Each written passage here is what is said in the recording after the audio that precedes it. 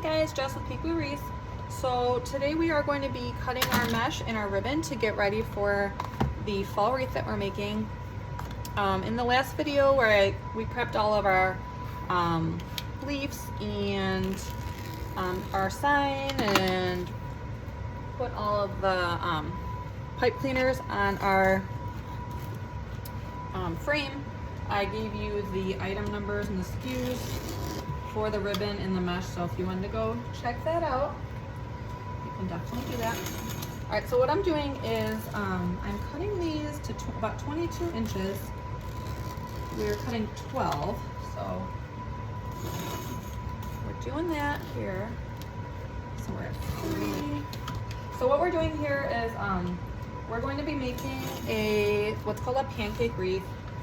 It is useful for people that need to hang a wreath in between 2 doors, and they want it to still look full and fluffy and have all the detail of one of the wider wreaths, but they don't have the clearance to be able to hang a wreath that wide. So here in the Midwest, we're in Michigan here, a lot of people do have storm doors on their doors. They have like the big full door, and then they have the storm doors.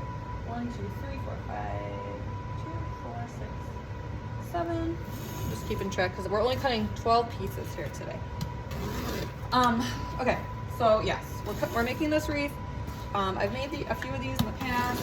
It's kind of ironic because I do live here in Michigan, but it didn't really seem like this style sold a whole lot for me. But now that I am doing craft shows a little bit more often, I wanted to offer this style. If anyone ever asks, oh, do you have a wreath that can fit between 2 doors? Yes, I do. It's right here. So I am doing my first ever outdoor market this next Friday, so a week from today.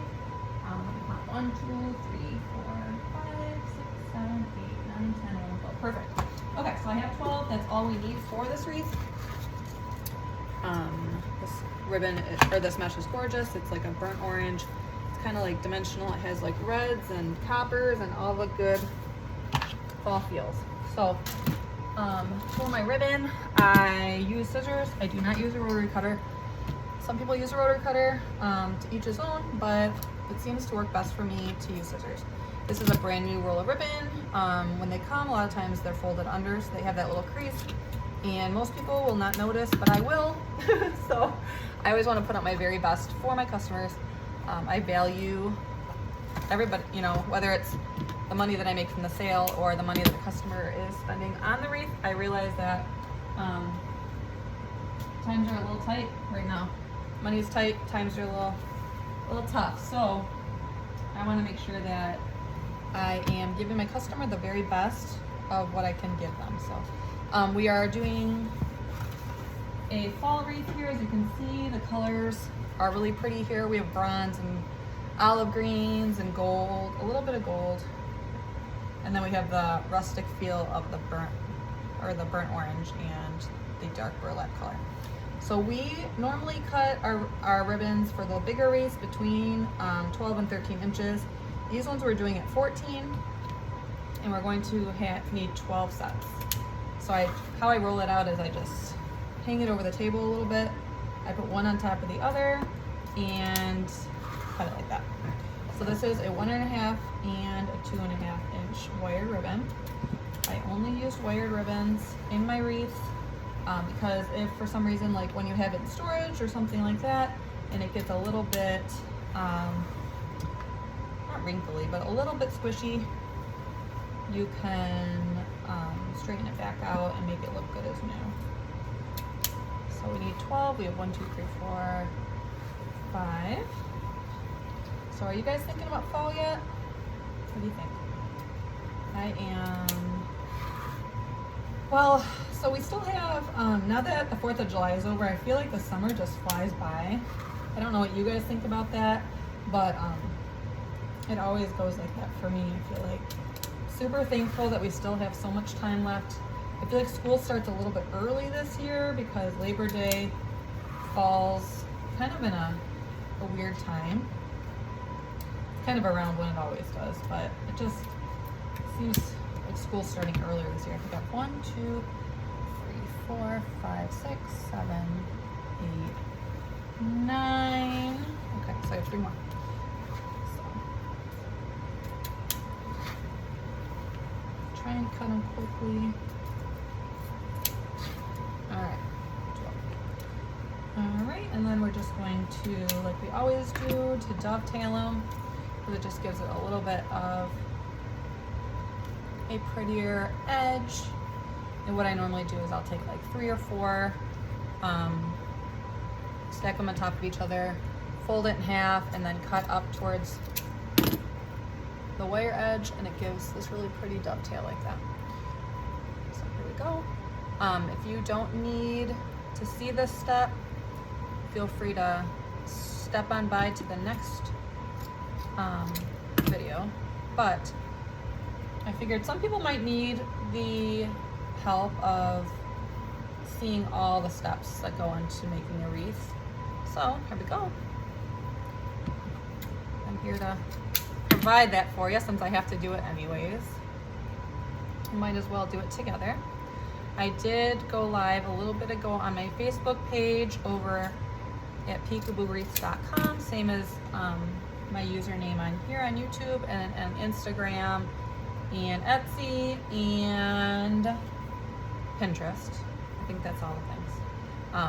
But anyways, I was going on there talking about what kind of goes into the thought process of choosing a wreath.